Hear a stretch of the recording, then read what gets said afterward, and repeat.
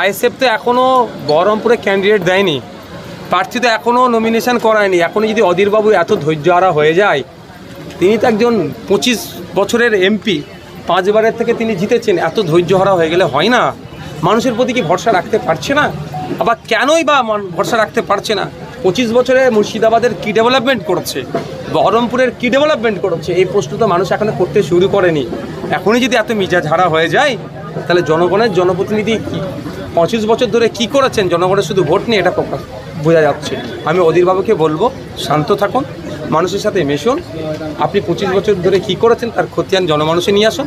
মানুষ চাইলে আপনি আবার পার্লামেন্টে যাবেন। ওই ধাক্কাধুক্কি দিয়ে আপনার ওই মেজাজ মানুষ আর নেবে না। এখন অল্টারনেটিভ চলে এসেছে।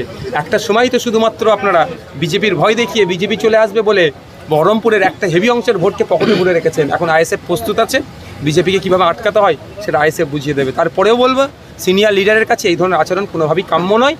শুধু তিনি ধাক্কা নয়, তিনি অন্যান্য রাজনৈতিক ব্যক্তিত্বদের সম্পর্কে যেভাবে অবাঞ্ছিত ভাষায় আক্রমণ করেন, এ থেকে বোঝা যাচ্ছেন উনি কোনো একটা সমস্যায় ভুগছেন, কোনো একটা আতঙ্কে ভুগছেন। আতঙ্কটার নাম হচ্ছে আইএসএফ। পুলিশকে হুমকি দেওয়ার অভিযোগে অগ্নিমিত্রা সহ 16 জনের বিরুদ্ধে মামলা, কি বলবেন এই বিষয়ে?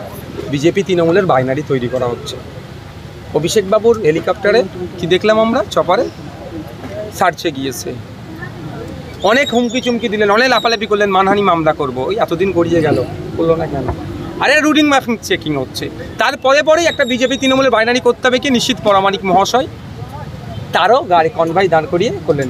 কি অসুবিধে কোথায় আছে? আমারও গাড়ি যাচ্ছে, আমারও হোক না। দেশের আমরা নাগরিক, দিনের শেষে কার কত বড় ডেজিগনেশন আছে দেখার দরকার নেই। সম্ভবত কর্ণাটকাতে মোদিজির হেলিকপ্টারের চপারও কিন্তু চেক হয়েছিল, কিন্তু আইএস করেছিলেন, যদিও প্রতিহিংসাতে তাকে গ্যারেজ সাইড লাইন করে দিয়েছিল, কিন্তু করেছেন তো, দেশের ইতিহাসেও তো আছে। এগুলো হচ্ছে বাইনারি পলিটিক্স হচ্ছে। ওই মামলা এইগুলো সব সময়ের সাথে সাথে সব ভুলে যাবে। অগ্নিমিত্রা পল থেকে শুরু করে যে যা করছে, ওখানে বাইনারি তৈরি করে ভোটটা বিজেপি আর তৃণমূলের মধ্যে সীমাবদ্ধ রাখে। কেল্লাতে ওয়াইনট যে সিটটা আছে, রাহুল গান্ধীজির বিরুদ্ধে প্রার্থী দিচ্ছে, বারবার তো এই প্রশ্নটা আমরা তুলছি। যারা ইন্ডিয়া জোট ইন্ডিয়া জোট ইন্ডিয়া জোট বলছে এবং আমাদেরকে বলছে অনেক কথা, আমাদেরকে দেখে দেওয়ার চেষ্টা করছে, তাদের উদ্দেশিত বার্তা। এমন কি জোট করেছে? কি জোট হলো? যেটা কুচবিহারে, সেখানেও জোট থাকার পরেও আপনারা কংগ্রেস আর লেফট ফ্রন্ট একে অপরের বিরুদ্ধে লড়াই আছেন। ঘাটালে, পুরুলিয়াতে এবং সর্বোপরি এই মুহূর্তে অস্বীকার করার কোনো জায়গা নয়, ইন্ডিয়া জোটের যিনি মুখ হয়ে উঠেছিলেন, রাহুল গান্ধীজির বিরুদ্ধে সিপিএম প্রার্থী দিল, বাংলার লেফট ফ্রন্টের পক্ষ থেকে কোনো শব্দ খরচ করলো না। অধীরবাবুর একটা বোঝা দরকার, যদি অধীরবাবু বুঝবেন আমরা ভালো করে জানি।